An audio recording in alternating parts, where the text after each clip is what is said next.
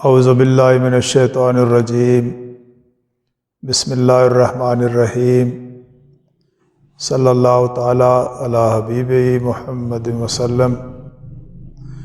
معزز خواتین و حضرات، السلام علیکم۔ قرآن فہمی کے سلسلہ سوالات و جوابات میں آج نئے ایپیسوڈ کے ساتھ ہم آپ کے سامنے حاضر ہیں۔ آج کا موضوع سکون۔ دنیا میں کوئی بھی شخص کوئی بھی کام کر رہا ہے تو اس کا جو ٹارگٹ ہے، ما حاصل ہے، وہ پرسکون زندگی کا حصول ہے۔ میرے مرشد کریم حضرت خواجہ شمس الدین عظیمی کی زیر ارادت ماہنامہ قلندر شعور کراچی شائع ہو رہا ہے، اور اس کے سر ورق پہ ایک جملہ مستقل تحریر ہے۔ آپ فرماتے ہیں، سکون زندگی کی سب سے بڑی نعمت ہے اور روح کے عرفان کے بغیر سکون کا حصول ممکن نہیں ہے۔ یعنی روح کا عرفان نہ ہو تو سکون نہیں ہے۔ اس بات کو جب ہم لے کے چلے اور قرآن کریم میں اس کو تلاش کرنا چاہا تو سورہ بنی اسرائیل آیت نمبر 85 میں فرمایا گیا، وَيَسْأَلُونَكَ عَنِ الرُّوحِ قُلِ الرُّوحُ مِنْ أَمْرِ رَبِّي وَمَا أُوتِيتُم مِّنَ الْعِلْمِ إِلَّا قَلِيلًا۔ آپ سے پوچھتے ہیں کہ روح کیا ہے؟ اب کہہ دیجئے روح میرے رب کے امر سے ہے اور اس کا علم قلیل عطا کیا گیا ہے۔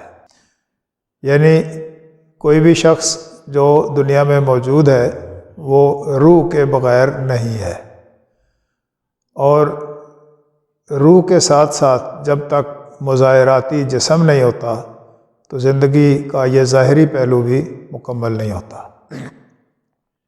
ہم غور کرتے ہیں، سورہ نساء کی پہلی آیت فرمایا گیا کہ اے لوگو، اپنے رب کی عبادت کرو جس نے تمہیں خلق کیا نفس واحدہ سے، پھر اسی میں سے اس کا جوڑا بنایا اور بہت سارے مرد اور عورتیں پھیلا دیے۔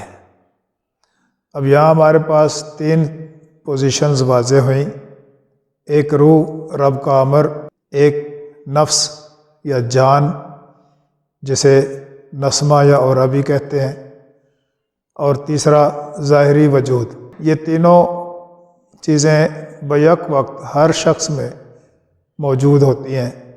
جسم کی موجودگی نہ ہو تو جسم کا اظہار نہیں ہوتا، اس میں جان نہ ہو تو جسم مردہ ہوتا ہے، اور جو جان ڈالی گئی یا نفس ڈالا گیا اس کو پاور پہنچانے کا جو سپلائی سسٹم ہے وہ امر رب یا روح سے ہے۔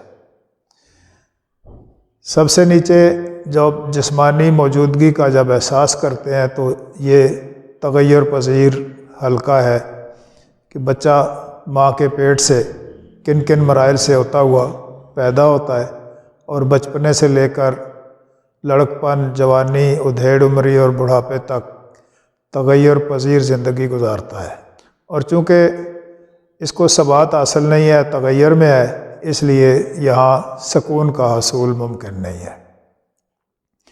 اس کے پیچھے جسم کو چلانے والی ایجنسی جسے جان کہا گیا یا نفس کہا گیا، اس نفس کو جسم کی نسبت سے کچھ سٹیبلٹی حاصل ہے کہ اسے موت نہیں آتی، بلکہ وہ موت کا ذائقہ چکھتا ہے اور اپنے جسم سے محروم ہو جاتا ہے اور اپنا ریکارڈ لے کے اگلے عالم میں شفٹ ہو جاتا ہے۔ لیکن اس کے اندر بھی تغیر کی حالت موجود ہے کہ نفس کی تین حالتیں بیان کی گئیں، نفس امارہ، نفس لوامہ اور نفس مطمئنہ۔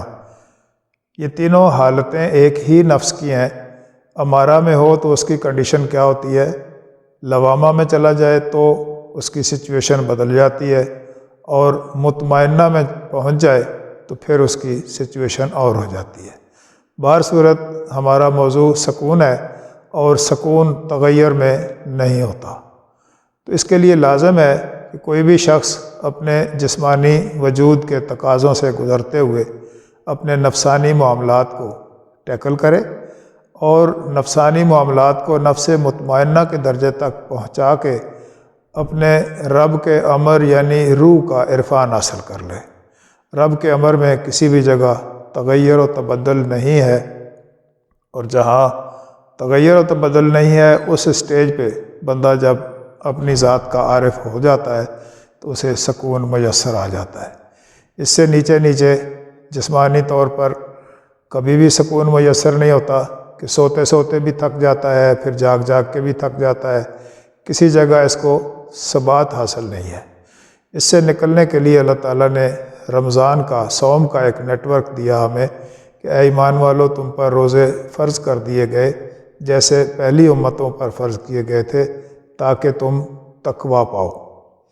اب یہ جسمانی تقاضوں پر قابو پانے کا جو وے آؤٹ ہے وہ صوم کا نظام ہے۔ اس سے جب کوئی شخص گزرتا ہے تو پھر جسم کے تقاضوں پر کنٹرول حاصل کر کے قدرے پرسکون ہو جاتا ہے۔ اب اس قدرے پرسکون کو نفس کی پہلی حالت میں نفس امارہ سے سابقہ پڑتا ہے، اور پھر وہ جسم کی طرف ہی اسے رغبت دلاتی ہے اور کوشش کرتی ہے کہ یہ مطمئنہ کی طرف نہ جائے۔ لیکن بزرگان دین کا ساتھ، حضور علیہ الصلوۃ والسلام کی رحمت اور اللہ کے فضل سے جب کوئی شخص جسمانی تقاضوں پر قابو پا لیتا ہے تو اسے نفسانی معاملات میں داخلہ مل جاتا ہے، یعنی وہ مخلوق سے اشرف المخلوق ہو جاتا ہے۔ اشرف المخلوق ہو کے پھر اسے نفس مطمئنہ تک کا سفر حاصل کرنا پڑتا ہے، اور اس منزل کی جو رسائی ہے اس کے حوالے سے سورہ الفجر کی آیات میں، آخری آیات میں یہ کہا گیا یا ایتھا النفس المطمئنہ ارجعی الی ربک راضیۃ مرضیہ وادخلی فی عبادی وادخلی جنتی۔ اے نفس مطمئنہ کے حامل لوگو، اب تم رجوع کرو اپنے رب کے ساتھ، تم اس سے راضی ہوئے، وہ تم سے راضی ہوا، اب تم داخل ہو جاؤ، میرے بندوں میں شامل ہو جاؤ اور میری جنت میں داخل ہو جاؤ۔ تو جسم سے لے کے جب روحانی تقاضوں تک کوئی بندہ سفر کرتا ہے تو روح میں چونکہ تغیر و تبدل نہیں ہے، اس لیے روح کے عرفان تک کوئی بھی بندہ پرسکون نہیں ہوتا۔ بہت سارے معاملات میں کوئی علم حاصل کرتا ہے، کوئی مال و زر کماتا ہے، کوئی مقام و مرتبے تک پہنچتا ہے، جوش اور جذبہ ایسی وجہ سے ہوتا ہے کہ وہ پرسکون ہو جائے، لیکن سکون روح کے عرفان میں ہے، اور اس جگہ پہنچتے ہوئے راستے میں بہت سارے مقامات پہ دولت کے اصول والے دولت کے اصول کے بعد پریشان ہو جاتے ہیں، مقام و مرتبے کا حصول کسی جگہ ہمیں ٹکنے نہیں دیتا، اور سے اور بے سکونی بڑھتی چلی جاتی ہے۔ لیکن اس کا جو حل ہے وہ یہ ہے الا بذکر اللہ تطمئن القلوب، اللہ کے ذکر میں دلوں کا اطمینان پوشیدہ رکھا گیا ہے۔ تو روح کے عرفان کے بغیر یہ نعمت میسر نہیں آ سکتی۔ اللہ تعالی ہم سب کو روح کے عرفان تک کے مدارج بزرگان دین کی نسبت سے، حضور علیہ الصلوۃ والسلام کی رحمت سے اور اللہ کے فضل سے طے کرنے میں ہماری مدد فرمائے۔ وما علینا الا البلاغ المبین۔